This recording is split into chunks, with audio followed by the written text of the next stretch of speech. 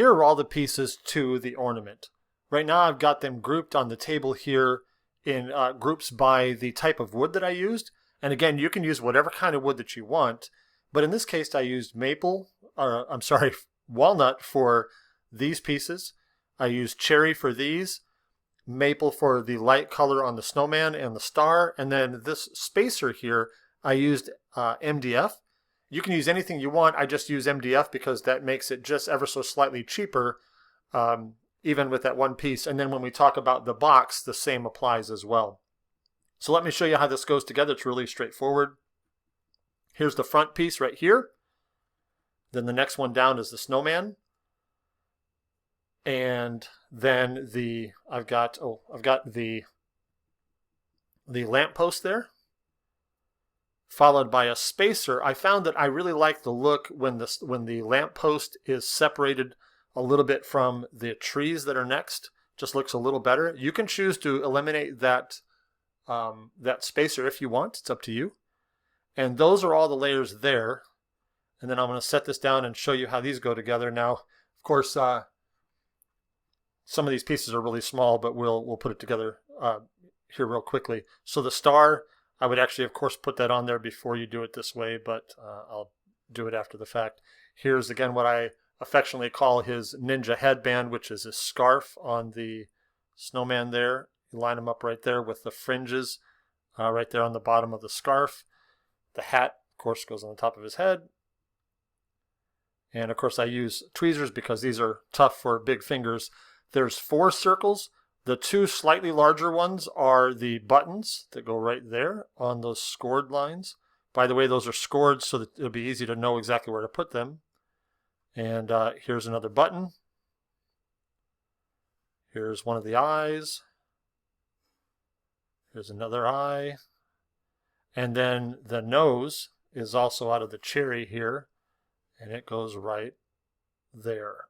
Of course, you'll line those up a little better than I did. And then the Merry Christmas. Now, here's what a little tip I want to give you. The location that this should go is approximately where the M and the H is going to just touch the buttons on Frosty, so that you have this kind of spacing. However, because the reason that's important is if you're going to use this base here, there's got to be enough space where this can go down into the base and not hit Merry Christmas, or that it hits it properly. So the easiest way to do this would be to assemble all of this, glue it all together, and set this down in there, and then you can determine where Merry Christmas can sit, because maybe, depending on your materials, maybe it can sit about like that. But make sure that you do not glue this on before you determine the depth here, otherwise you might be frustrated. Now, if you're never going to use this stand and you're just going to hang it on your tree, then you can put this wherever you want because the stand no longer matters. But I wanted to mention that little key there. So that's how the pieces go together on the ornament. Next, I'm going to show you how the box goes together. Here's all the pieces. It looks like a lot, but it's really easy to assemble. So we've got a total of 1, 2, 3, 4, 5, 6, 7, 8, 9 pieces for the box, and then the decorative pieces that go on top. So these 2 larger squares are going to be for the lid. So the way you do these is you take this large piece and you take this outline here and you line it up nicely and glue that together. I would clamp them to make sure that they don't move on you as the glue dries. But that's how the lid goes together, just like that. And then you will, on the top side, you're going to take the bow here and the Merry Christmas. And here you can, if you'd like, you can engrave the person's name right there on the bow, or you can just leave it like this and glue these pieces on. As usual, you can use whatever kind of material you want, whatever color combination, but that's how the lid goes together, just like that. Put that off to the side here. And then here is the main box itself. Here's the bottom. And once again, you could engrave anything you want to on the bottom, on the back, or on the inside, whichever you prefer, if you want to customize it in that way. So here's the bottom part. And as you'll see, I used walnut for a total of these 3 pieces here plus the lid, because these are the pieces that are going to be visible when it's all assembled. The other pieces I used MDF again because MDF is way cheaper and you won't be able to see them anyway. So I wanted to mention that as we put this together. Let me show you how this goes together. So here's the bottom piece, and then you're going to take these 3 pieces of MDF, line those all up. And by the way, it is possible to have this turned the wrong way and it doesn't line up like this way here.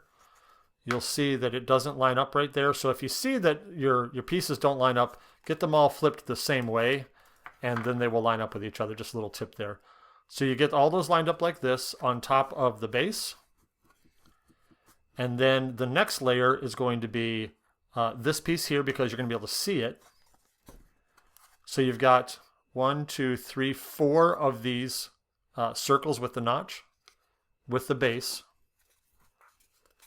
And then you're going to have 1 spacer followed by the top spacer that, again, you can see. So when you get those all lined up, it looks like it's all walnut there, and you're saving a little bit of money with the pieces in there that are not walnut, but it's up to you if you want to do that. Glue those all together, and then, of course, I don't have this glued together at the moment, but then your ornament goes down in there, and then your base pieces, if you want to use them, go in just like this on top of the ornament, followed by the lid, just like that. So that's how that all goes together. There's one more thing I wanted to show you about the optional base. Now, a number of you won't even be using it, but if you are going to use the base, I want to show you just the basic idea of what you need to do to make sure it fits. Before you cut these 2 pieces, do not cut these first. Cut your all the layers to your ornament first, and you can put them together. You don't have to glue it together yet, but take your calipers and measure how thick they all are together. For example, mine is 0.6415. 0.6415. So in that case, I would then go into the design and make my slot 0.6415 tall here and here. That way, this will fit into there when I want to put it together. Again, do not cut these until after you've measured that, because everybody's materials are going to be different depending on what materials you choose for each layer. So I can almost guarantee you that the one in the file cannot fit yours, or it will be, the odds will be against it, because I don't know what you're going to use and how thick it is. So put your stacks together, measure it with your calipers, and then adjust the slot accordingly.